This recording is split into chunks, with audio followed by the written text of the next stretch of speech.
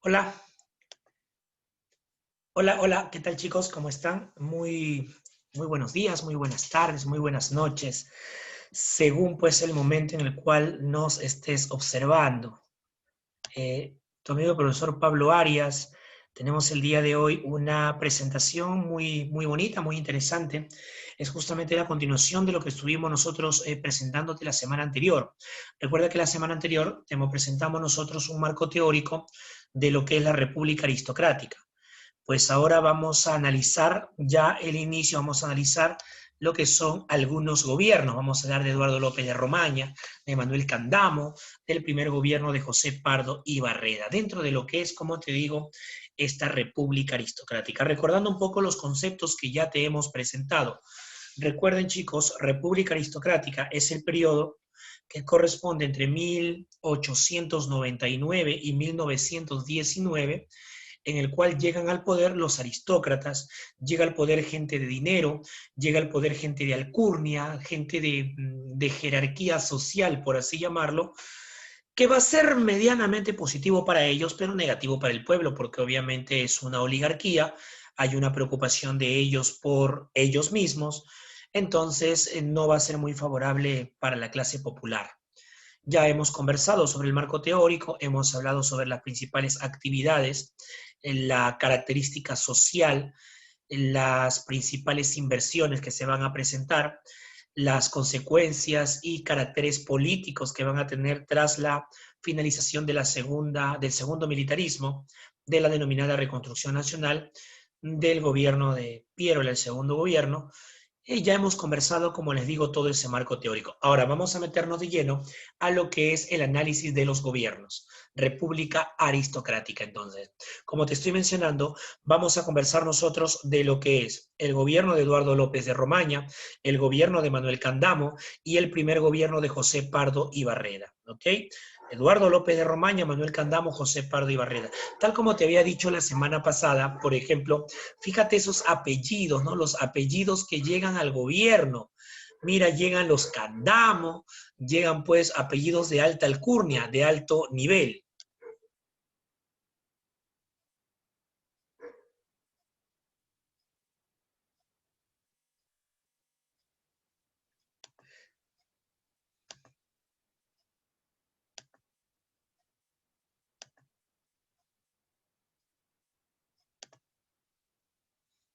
Sin embargo, a pesar de ser apellidos de alta alcurnia, de alto nivel, vamos a tener en nosotros que no van a permitir, por así llamarlo, ¿no? El ingreso de repente de otro tipo de políticos. El partido que domina esta época es el denominado Partido Civil del Perú. Casi todos los presidentes eran del Partido Civil.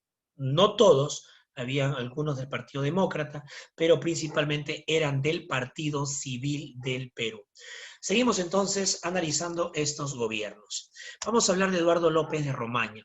Eduardo López de Romaña, representante demócrata civil, Eduardo López de Romaña, él va a gobernar entre 1899 y 1903. Y este gobierno que presenta López de Romaña entre el 99 y 1903 va a dar inicio a la denominada República Aristocrática. Eduardo López de Romaña, por ejemplo, tiene un gobierno adecuado, tuvo conflictos con Bolivia, se va a firmar un tratado buscando solucionar estos conflictos con Bolivia llamado el Tratado Osma-Villazón. Eduardo López de Romaña, un presidente aristócrata, en su gobierno, por ejemplo, haciendo un poco comparativo con algunos hechos de la historia, el arqueólogo alemán Federico Maxule descubriría lo que es las culturas mochica, nazca y chimú. La cultura mochica, nazca y chimú fueron descubiertas entre 1901 y 1902 durante el gobierno de Eduardo López de Romaña. En el Congreso, por ejemplo, lideraba, presidía, digamos, lo que es la Cámara de Diputados Carlos de Pierla, hermano de Nicolás, ojo, y dentro de los senadores destacaba Manuel Candamo. Manuel Candamo, que luego sería presidente del Perú. Dentro de algunas obras que se van a presentar, por ejemplo, un nuevo contrato con la Sociedad de Recaudación de Impuestos. Recuerda que el Estado tenía una entidad particular, bueno, particular es decir, estatal realmente, que se encargaba del cobro de los impuestos. O sea, el Estado no se encargaba directamente, había una entidad, la Sociedad Recaudadora de Impuestos, que se encarga del cobro de los impuestos. Entonces, hay una nueva prórroga, digamos, una nueva prolongación, un nuevo contrato con la Sociedad de Recaudación de Impuestos. Esta sociedad recaudaba los impuestos, cobraba obviamente su porcentaje y le entregaba al Estado lo correspondiente. Si te das cuenta, si el Estado cobra directamente, viene el 100% del impuesto para el Estado. Pero si hay una entidad que va a cobrar, vamos a tener que va a jalar su parte, por así llamarlo, y el Estado no recibe la totalidad. O sea, era en desmedro del Estado. Aunque dada la coyuntura, ya que es en una sociedad especializada en el cobro de los impuestos, por ahí que al final el Estado le favorecía, porque de repente si lo hacía el mismo Estado, no llegaba todo ese ingreso por los impuestos que sí llegaban con la acción de la Sociedad de Recaudación de Impuestos. La Compañía Salinera del Perú, el Estanco de la Sal. Tigrecitos, cuando tú escuches estanco, hazte una idea de estatización, es decir, el Estado va a entrar para monitorear, para administrar determinado recurso. El estanco de la sal, el Estado está entrando entonces para esta administración, no te olvides. Además, algunos códigos, por ejemplo, minería, comercio, aguas, importantes dentro de una ampliación de la legislación que se tenía en el Perú, gobierno de Eduardo López de Romaña. Continuamos con algunas obras y hechos. La Junta de Vías Fluviales, colonizar la selva, importante porque hay mucha riqueza natural en la selva, pero no hay mucha población. Entonces era importante esta figura de colonizar la selva. Hasta ahora, muchachos, si tú analizas, la selva es el territorio más amplio de las regiones que tiene el Perú, pero es densamente la menos poblada, la selva, por la característica misma de la región, ¿no? De la geografía en sí. Destacan, por ejemplo, von Hassen, que hizo el muelle de Iquitos, Joaquín Copelo, crea el departamento de San Martín, Pedro Portillo es un personaje muy importante, el famoso general Portillo, el coronel Portillo, ¿no? Personaje muy importante en la selva, en Loreto, en Pucallpa, en Ucayali, siempre es muy nombrado Pedro Portillo. Avanzamos, ¿qué más tenemos? Por ejemplo, la construcción del ferrocarril central, que iba de La Oroya a Cerro de Pasco, la construcción, en este caso no la construcción, digamos la instalación del Cerro de Pasco Mining, ¿no? Una compañía corporativa americana, norteamericana, que va a instaurarse en 1902. Muchas de esos sitios, incluso el edificio donde funcionó digamos, la oficina central del Cerro de Pasco Mining, por ejemplo, hoy son museos prácticamente, museos de sitio, patrimonio incluso, muchos lugares, y no tiene mucho tiempo, mira, 100 años. Interesante lo que se presenta en Pasco, ¿no? Pasco, tú sabes que es conocido como la capital de la minería, o sea, la tierra de la minería, la ciudad de la minería, ¿no? Pasco, Cerro de Pasco, exactamente. Siempre la minería ha sido pues una actividad muy importante para la historia del Perú. Recuerda que eso es lo que ambicionaron los españoles cuando los españoles vienen sobre nosotros. Avanzamos. Eduardo López de Romaña, seguimos. El Tratado Osma-Villazón, que te conté hace un ratito, el problema que tuvimos con Bolivia, que al final intentamos solucionarlo. Ahora un detalle, este tratado es de 1902. Profe, yo veo ahí 1909. Lo que sucede, muchachos, es que este tratado no se llega a solucionar, digamos, en este gobierno, y Bolivia no acepta el tratado, pero Bolivia termina aceptando el tratado Polo Bustamante, que ya es del primer gobierno de José Pardo y Barreda. Por eso aparece el año 1909. El primer automóvil, Tigrecito, ya llegan entonces los inventos de la revolución industrial, ya te lo había mencionado en la presentación de República Aristocrática primera parte. El primer automóvil, por ejemplo, Richard Brashear va a traer lo que es pues este primer automóvil. Interesante. Aquí tenemos algunas imágenes de este automóvil. Muchachos, este automóvil, por ejemplo, no pasaba de 35 o 40 kilómetros por hora. Era lentísimo para lo que es hoy, ¿no? Pero en esa época, pues la novedad, ¿no? Y no lo tenía cualquiera, lo tenían obviamente los de alto nivel económico, los de alto poder económico, los de alto poder adquisitivo, en ese momento, pues los aristócratas. Vamos ahora con Manuel Candamo. Sale entonces Eduardo López de Romaña, estamos en el gobierno de Manuel Candamo. Un detalle con Manuel Candamo. Manuel Candamo, digamos, ¿no? Apoyo del Partido Civil, el Partido Constitucional, pero él gobierna poco tiempo. Él muere de manera prematura. Manuel Candamo muere de manera prematura y al final termina gobernando unos meses nada más. Luego ingresa nuevamente al mando, bueno, ingresa al mando, perdón, José Pardo Ibarreda. Algunos datos del gobierno de Manuel Candamo, vamos directo. Mira, por ejemplo, el vicepresidente Lino Alarco termina muriendo, ahí está el símbolo que identifica esto. El segundo vicepresidente, Serapio Calderón, pasaría a ser primer vicepresidente ante la muerte de Lino Alarco. José Pardo, algo del gabinete. José Pardo era el ministro de Relaciones Exteriores, Augusto Bernardino Leguía, el ministro de Hacienda. Un detalle, tigrecitos, un ministro de Hacienda es, en palabras actuales, como un ministro de Economía. O sea, un ministro de Hacienda es lo que hoy es un ministro de Economía. Parte entonces del gabinete, del entorno de gobierno de Manuel Candamo. Otro punto adicional, Manuel Candamo cuando ingresa, igual que todos los aristócratas, Manuel Candamo cuando ingresa a la presidencia del Perú era uno de los hombres más ricos del Perú. Algunos incluso dicen que era el hombre más rico del Perú, similar a lo que se menciona de José Luis Bustamante y Rivero, por ejemplo. Cosas que de repente no se menciona o no se dice mucho en los libros, no te mencionan mucho los maestros, pero Bustamante y Rivero, que no pertenece a esta época, cuando él ingresa en 1945 era un poderoso económicamente hablando. Y en la República Aristocrática todos eran poderosos, pero dice que Candamo especialmente era bastante poderoso, tal vez el hombre más rico del Perú en ese momento, Manuel Candamo. Fallece, como te digo, de manera prematura en 1904. Ahora, ¿quién debería asumir el mando? Lino Alarco, pero él había fallecido. Entonces, ¿quién asume? Serapio Calderón. Hay una figura, se convocan elecciones, Serapio Calderón convoca elecciones y va a resultar vencedor José Pardo Ibarreda, que comenzaría su gobierno en 1904 hasta 1908. Pero antes de ir a hablar de Pardo Ibarreda, vamos con las obras de Manuel Candamo. La ley de ferrocarriles promueve entonces la construcción de líneas férreas. La huelga de los jornaleros, tigrecitos, empiezan una serie de reclamos y quiero que recuerdes esto, ¿sabes por qué?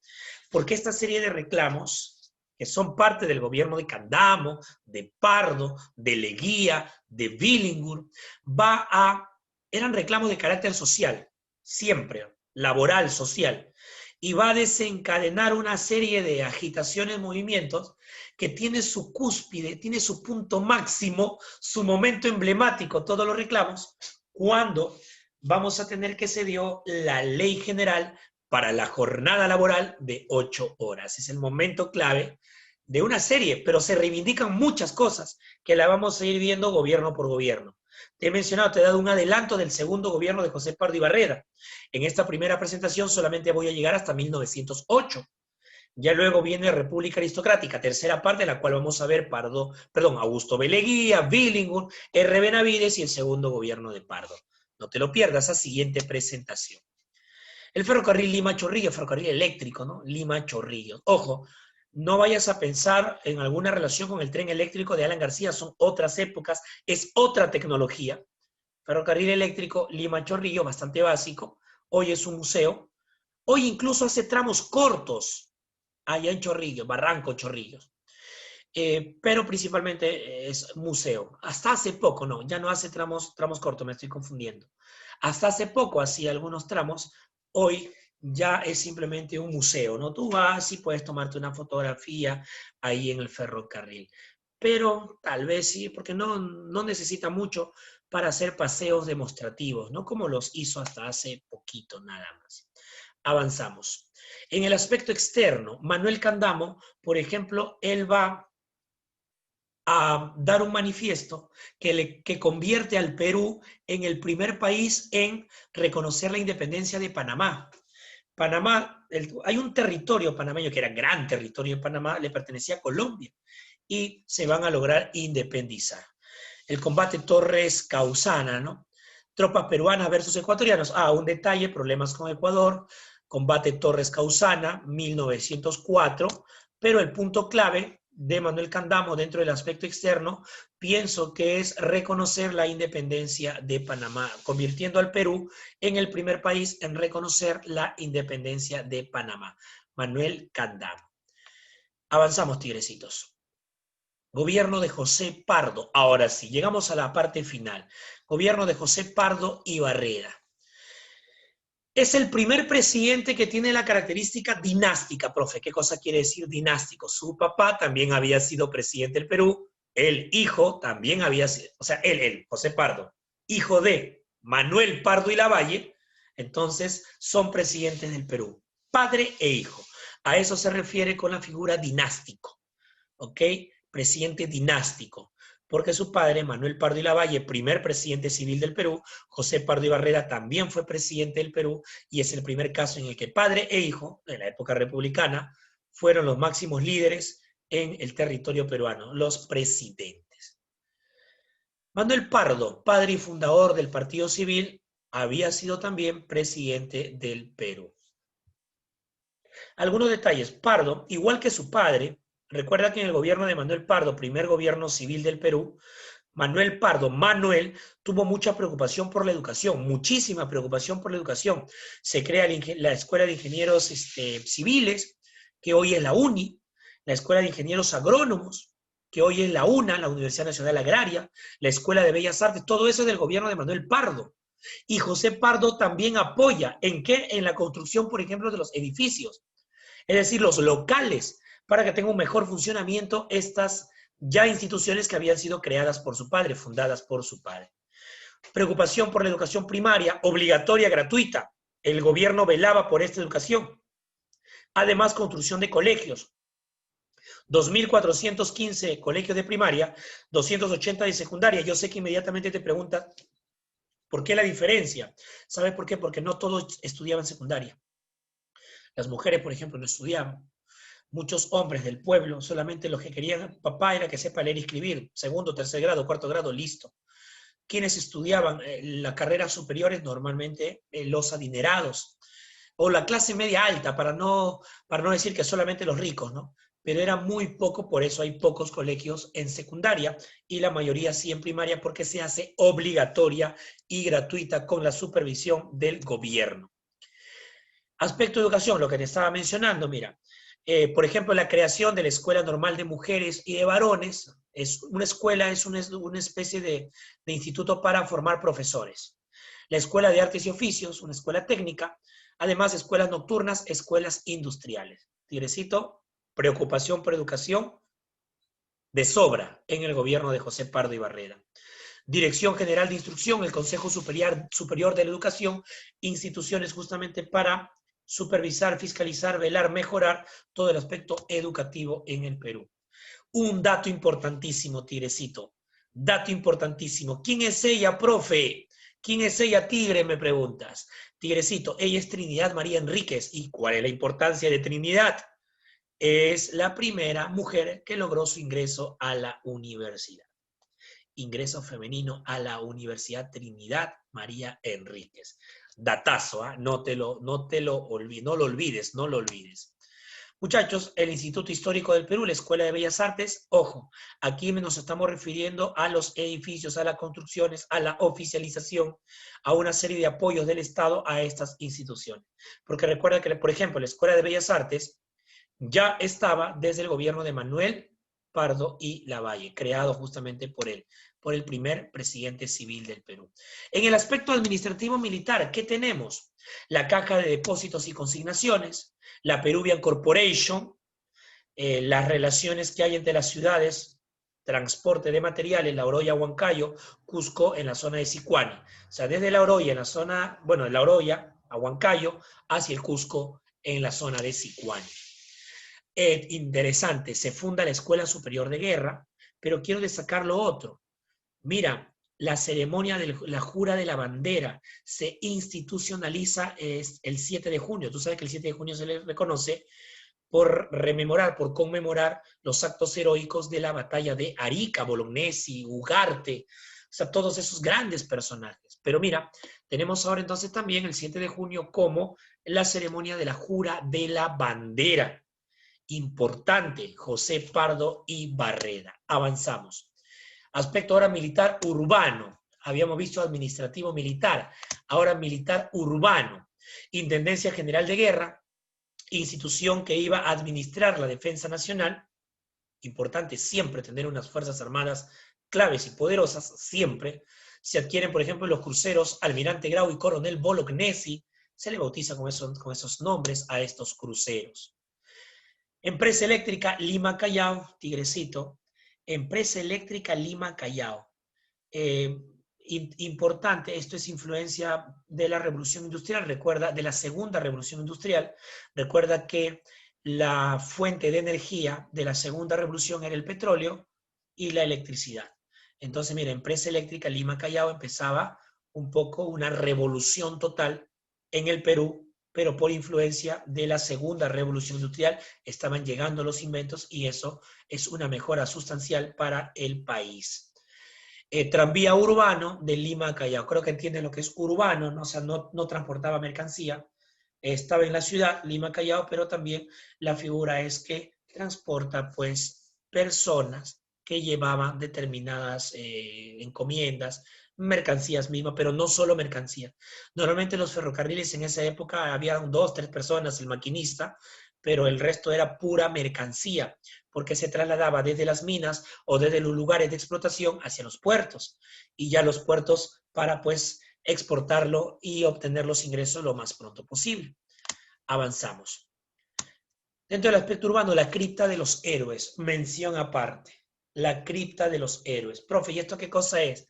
Muchachos, aquí están los restos de los principales oficiales de la Guerra del Pacífico, de la guerra contra Chile. Aquí están. Algunos obviamente no están sus cuerpos, algunos ropajes de los cuales están dentro de la cripta de los héroes. Tigrecito, esto es como es un cementerio, ojo. Ojo, de repente no hubiera comenzado por ahí. Este es un cementerio, una cripta, es un cementerio. Pero es prácticamente un museo. Es prácticamente un museo en la ciudad de Lima. Un cementerio, prácticamente un museo. La cripta de los héroes en el cementerio Vaticano. El monumento de Francisco Bolognesi, el gran monumento a Bolognesi. Un poquito, no técnicamente conmemorar, sino revalorar y tal vez, bueno, post deceso, post muerte, pero darle la gloria que merecieron en su momento todos, ¿no? Todos, desde la cripta de los héroes, donde están pues todos, los que se pudo recuperar obviamente, o ropajes o cuerpos, y hasta Bolognesi con su monumento. En el aspecto laboral, Tigrecito, esto es muy importante. José Matías Manzanilla es un abogado iqueño, y este abogado iqueño, José Matías Manzanilla, empieza a proponer y empieza a ejecutar, elaborar leyes de carácter social laboral, proyecto laboral. Muchos puntos importantes. Y es un personaje importantísimo, José Matías Manzanilla. Manuel González Prada. Muchachos, Manuel González Prada, tal vez uno de los ideólogos políticos prácticamente más importantes que se presentan en esta época, y recuerda que González Prada era el que lideró la Unión Cívica Nacional, que se une al Partido Demócrata de Nicolás de Piérola para formar la coalición nacional que saca del mando a Andrés Avelino Cáceres. Ya te he conversado sobre Andrés Avelino Cáceres y sobre Manuel González Prada. Dato, recuerda que el nombre de Andrés era Alfredo.